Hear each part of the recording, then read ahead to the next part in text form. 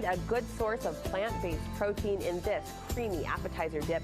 It pairs best with a warm flatbread. We recommend. Chef Tom Woodbury is joining me to share his recipe for butternut squash hummus. And this is one of those recipes. Great to see you, my friend. Great to see you. As I say it, my mouth starts to water. You're kind of expanding our idea of traditional hummus.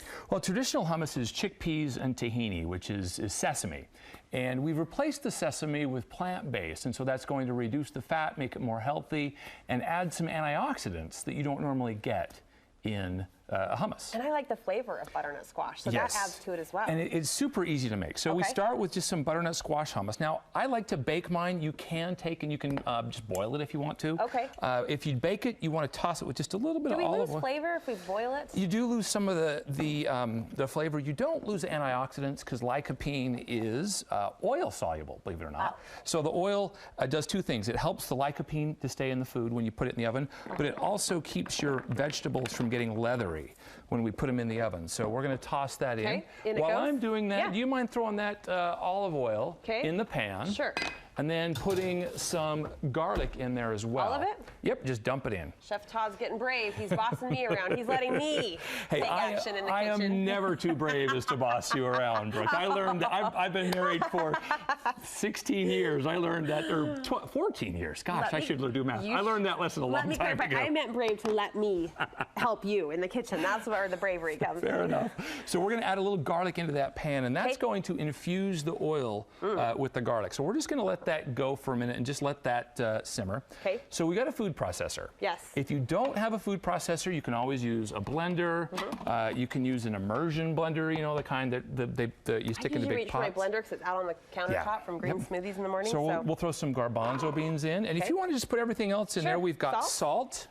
We've got cumin, which gives it kind of a smoky, citrusy flavor. And then lemon juice, which acts as an acid to really to help your taste buds, the way that your taste buds work. Help wake them up. It wakes them up, but it also makes your mouth think when there's just a touch of acid. Historically, or what's the word, over time, evolutionary. Evolutionally, I like that. We're getting so smart in the kitchen today. It makes your mind think, oh, there's just a hint of acid. This is going to be nutritious, because when fruit gets to its perfect right point, it's just got a little hint of acid in it that tells your body that it's going to be safe to eat. So it kind of preps your palate. It preps the palate. I love that. Trademark that. Okay. So I cooked this before. This is some butternut squash that I cooked in advance. Yum. And we'll just toss that in there. And then all you've got to do, we'll call that close enough. Where does that come into play? Here? Okay, yep, we'll toss that in here. Okay. Just, a little hot. I don't know why I'm backing up, other than there could be a you know what? or two. If you've cooked with me, you know you want to back up in the kitchen. This is not our first tango in the kitchen, right? We've been at this for a minute. So then what we'll do is we'll just pop the lid on and let it go. And depending on your device, it might take a couple minutes, 3 minutes, so we'll just let that go. And we want really smooth consistency. Yep, the longer you let it go, the smoother it's going to be. Okay, you've got a finished plate for us. Can we talk about how to serve it, what to serve it with? Can I kill this for a minute while we talk? Yep. So what you'll do, and I've got some here for you. Please. So what you'll do is you'll take, and I like to do it with roasted red peppers. I might put a little sage on top of it just to give it a little bit of bounce, or a little bit of pop. But again, you'll get that sweetness from the butternut squash. You get the sour from the lemon juice. You get that smoky, citrusy, almost an orange flavor from the cumin. And the garlic just gives it a little bit of savor. I mean, you've got a lot going on. This is a brilliant combination. I can taste the subtle lemon. And it's healthy. You're telling me it's healthy. It is healthy. It's loaded with antioxidants. It's loaded with healthy protein. And it's a lot less oil than a traditional hummus.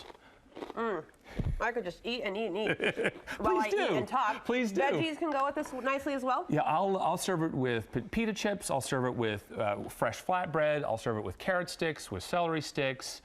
Really with anything crunchy, because you've got that contrast of the crunch with the smooth, and that creates a nice little, it keeps your mouth interested when you get balancing the smooth and the crunchy. I'm reaching borderline obsession with this. I just love, no, seriously, it's so good. It's so good. All right. I've done my job then. You have, check and check. You've been gracious enough to share this recipe with us on our website. Thank you for that. And I want to ask you about a huge event you're involved in this weekend. This weekend, Operation Smile, which is a charity that I know we both love. and support is doing a celebrity ski tournament up in Salt Lake City, or up in Park City. I can't tell you where it's at. I can't tell you who's going to be there.